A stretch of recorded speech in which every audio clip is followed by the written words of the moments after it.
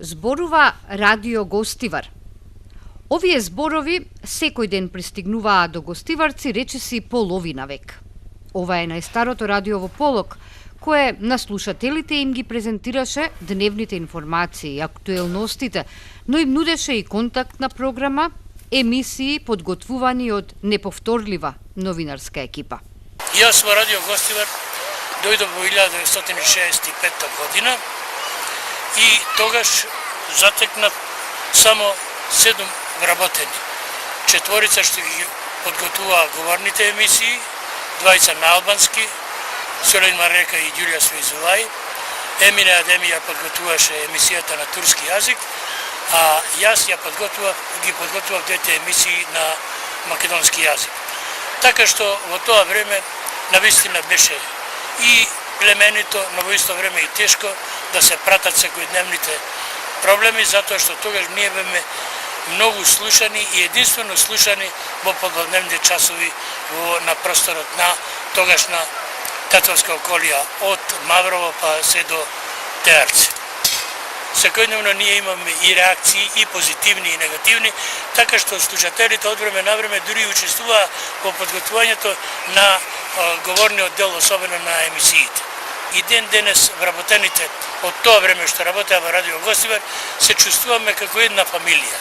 Затоа што ние остануваме некој пати од сабајле до навечер во радио, сближени, сплотени, се со цел да одговориме на барањата. Од Радио Гостивар денеска само остатоци, 100 грамофонски плочи и касети, неисправен грамофон, ревокс. Празни простории, мрачни и влажни. Заговорливиот Киро Кипроски, ова беше само уште едно тажно навраќање кон минатото.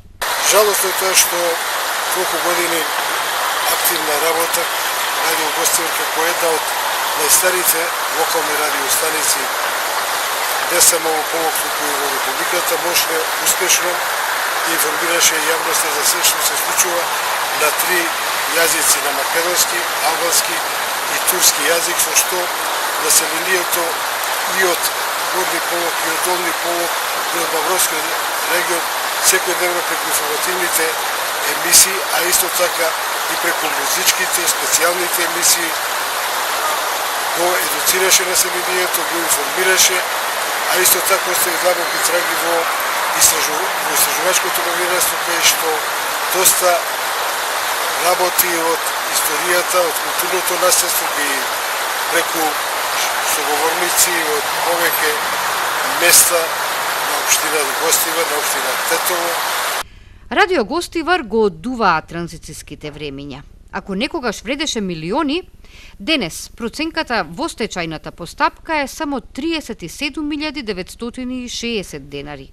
Стечајот започна во септември 2013 по предлог на Министерството за финансии и заврши пред 20 дена, 52 години по неговото формирање.